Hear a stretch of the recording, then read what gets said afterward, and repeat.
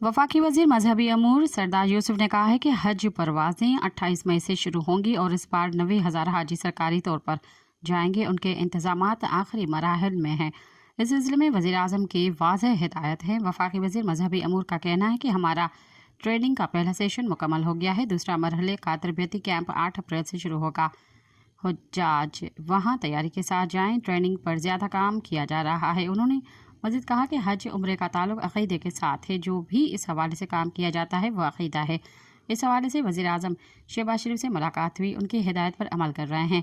हुज्जाज को वैक्सीनेशन समेत दीगर इक़दाम किए जा रहे हैं। वफाकी वज़ीर मजहबी अमूर ने कहा कि बुज़ुर्ग हज़रात के हवाले से ख़ास ख्याल रखा जाए। पंजाब यूनिवर्सिटी के ऑडिटोरियम में तरबियत दी जाएगी। मुल्क भर में जब परवाज़ें शुरू होंगी तो अफसरों की ड्यूटियाँ लगाई जाएंगी। सब्सक्राइब कयो अवामी न्यूज़ HD खे ऐं ताज़ा तरीन ख़बरुनि लाइ ॾिसंदा रहो अवामी न्यूज़ HD।